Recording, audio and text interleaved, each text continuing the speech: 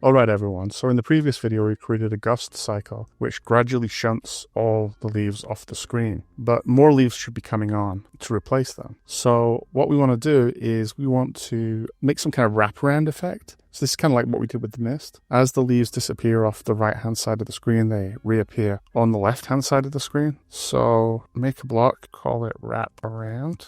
And we can also use this as a check so that if they end up going off screen and it's no longer the right level for them to exist, then we'll just use this as one of the destroy conditions for the clones. We'll just get the clone to destroy itself. So if it goes to the next level and the leaf's still there and then a gust blows it off screen, it'll disappear forever.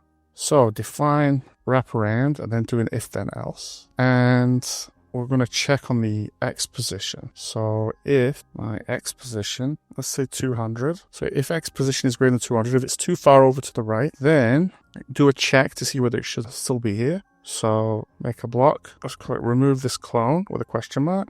And we'll define that in a moment. So first check whether we should remove this clone. And if we don't want to remove this clone, then go to X position about minus 250. So it'll be off screen on the left, ready to blow on screen. Y position, let's just make it at random because it'll be halfway through a gust when it goes off. So it'll be halfway through a gust when it comes back on. So we'll make it random, pick random, minus 160. I don't want it up here because then it'll just kind of blow right off the top of the screen. So let's make it to about 50. So it's going to come in somewhere beneath this line over here. And I think, yeah, there's no need for an else, so actually we could just make this into an if. Okay, so if X position is greater than 200, check whether to remove the clone, otherwise just move it to the other side of the screen and carry on. And I want to duplicate this, but I want to do it with Y position as well.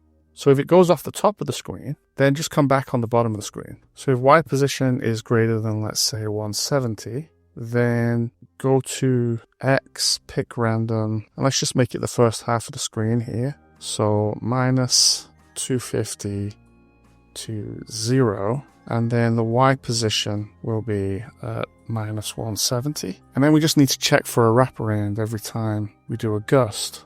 So here, I think this is a good place. So even as the gust is going on, it keeps checking whether to wrap around. Let's see if that works.